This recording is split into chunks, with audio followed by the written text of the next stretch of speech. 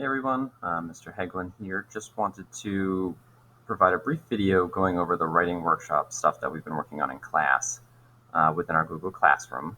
This has been for English 9 and 11, and the work has been more or less the same. So there's not too many differences. I'll try to highlight those as we go through this. So with that, let's get started. So for October, we had discussed that we'll be doing our writing workshop in class. There'll be a couple different parts, and writing workshop part 1, which in everyone's Google Classroom is listed under classwork down at the bottom under essays and writing prompts. And so you can see that here on the screen, writing workshop part 1, and it goes over importance of strong communication, the writing process a little bit, and then it will look at sort of the building blocks of good writing. So you can see on this, for today's lesson, we're going to begin the first part of our writing workshop. This is something we'll spend a great deal of time on this month, October, as a way to prep you for the future writing assignments that you'll have in classes. To begin, we'll discuss the importance of strong communication, again, get a brief overview of the writing process, as well as revising and editing, and practice with some sentence level writing. So to begin this, we had a group discussion, and for this portion, there's nothing that you necessarily need to do besides think about these things yourself. And we considered that, what does it mean to be an effective communicator, whether it's writing, speaking, nonverbal as well, and why is that important? And we talked about things like listening, thinking before you speak. We talked about how it's important to be precise or clear about what you're saying so that people can understand your position or follow your instructions, whatever the case might call for. We also talked about how to communicate with different groups. We sometimes have to switch between maybe formal or informal language or speaking, right? We adapt ourselves depending on the scenario. And so communication is so much more than maybe just the words we choose. It's the tones we use, it's the mood, it's the situation we're in. So we might talk differently to our friends than we do to our boss or teachers or parents. Similarly, we might talk differently at a place of work, at a funeral, at a wedding, or school, or again with our friends out and about. And so time, place, occasion also affect how we communicate. And we had sort of a deeper conversation. Again, I'm hoping you'll think about some of those things yourself. Again, about what it means to be an effective communicator, and how do you change the way you communicate depending on the groups you're with, and how do body language play a role? How do written cues play a role?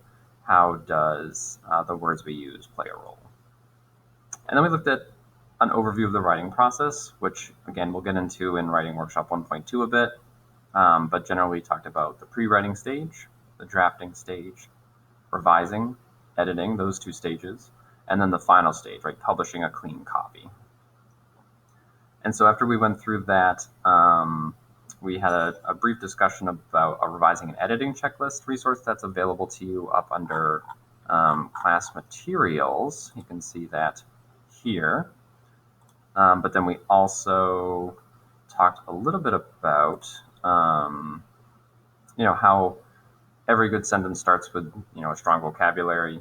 Those strong sentences turn into strong paragraphs, and then those eventually will lead you to short stories or poems or essays, articles, research papers, whatever your task might be. And so while it might have seemed silly, we were starting with the sentence level, right? We're going to build that strong foundation. So again, we can move up to stronger paragraphs and then to stronger writing, so that hopefully you'll be able to be successful in all the writing you'll do this year at school. So I'll just, open up quick for you the revising and editing checklist here. You can see this, just something for you to reference, really. And it has some different key things that, we might forget when writing or producing writing.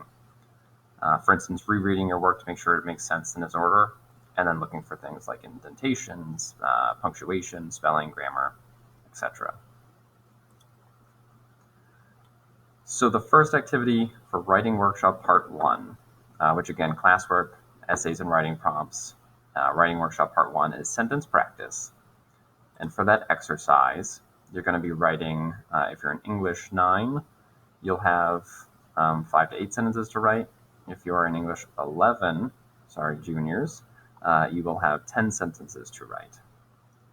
And that was sort of by design. And these sentences are about you, something that you are obviously familiar with, a topic that you know quite a lot about. There are some prompts here that you may choose from, should you want to. They're there just, again, as optional guides to help you create your sentences, but you might have 5 to 10 sentences that you easily want to write about yourself. And these can range from everything from sort of like superficial information to maybe some goals you have or memories you'd like to share. Again, it only has to be a quick sentence.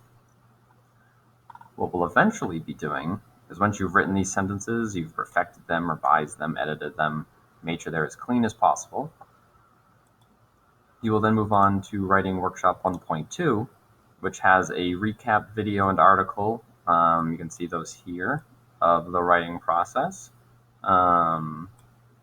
And then the revising and editing checklist is available for you again, as well as paragraph practice. And this is the other activity that you have. And so you're going to be turning your